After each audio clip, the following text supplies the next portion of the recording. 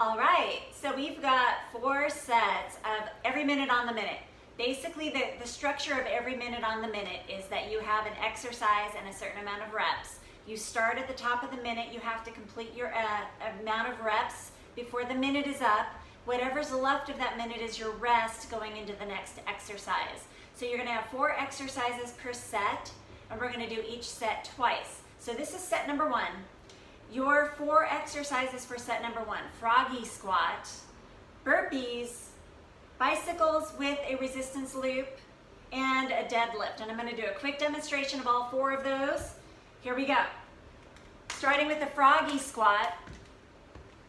Basically, you wanna get into a wide squat position, and you're gonna tuck your elbows right inside your knees, and so that you're pushing knees against elbows and elbows against knees. All right, so that's your position. Your froggy squat is simply a pulse with your hind quarters. So from the side is the best view. You got your elbows wedged and you've got your hips low, your chest high. So the hips are below your upper body and you're going to pulse. So you've got to do 60 of these pulses within the minute, which means you're going faster than 1 per second, right? So you're going to try to get 60 with a little bit of time to rest. All right, burpee. I'm sure you know a burpee, but just in case, we're gonna do this burpee without a push-up. Ideally, you could add a push-up if you want the extra difficulty, but basically burpee. Jump. Up. And that's all I'm doing. That was rough. Okay. So yeah, you've got those. You're gonna do all of these things that we're doing. You're gonna do them as quickly as possible. All right, next exercise is the bicycle with a resistance loop. So you're gonna use a heavy band. That's blue. They usually are marked heavy. This is blue or red is usually the heavy band. So down into your bicycle position, you wanna put the loop around your feet, just like that. Into your position, you want the low back to make sure you keep that low back on the floor. Your hands are clasped behind your head. We want to always keep our chest open, so elbows stay back, generally speaking. So we're going to go elbow to knee, just like that. So every time you twist, here is that open elbow, open elbow.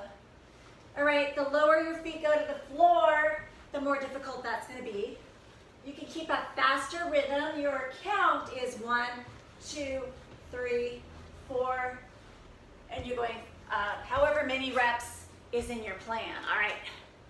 Last exercise is the deadlift, and usually we'll use a kettlebell. You can use a kettlebell, bar, or dumbbell, whatever equipment you have access to. It's going to be pretty heavy. So this is a glute exercise, very strong muscle. All right, I feel like if my head's cut off, that's okay. So we want to make sure the feet are under the hips, slight bend in the knee, and your shoulders are back, core braced. A deadlift, a Romanian deadlift, is simply a tip forward at the hip. And you keep the weight against your body until your back is parallel to the floor. So you're going to come down. The kettlebell or the weight's probably going to go somewhere between your knees and your shin bone and back up again. So you're pulling yourself back up with the back of your body. So glutes and hamstrings are doing the work. Everything else is going along for the ride. So here's the side position, your side view. Feet under hips, shoulders back, tip forward, keep your neck in line with the rest of your spine, so you're not going to be looking up or sideways or anything else. Just keep your neck neutral and back up again. Kettlebell stays against the body, slight bend in the knee, and lift back up with the back of your leg and your glute muscle. Squeeze the hips at the top. All right, that's a deadlift, a Romanian deadlift. All right, those are your 4 exercises for round 1. Have fun.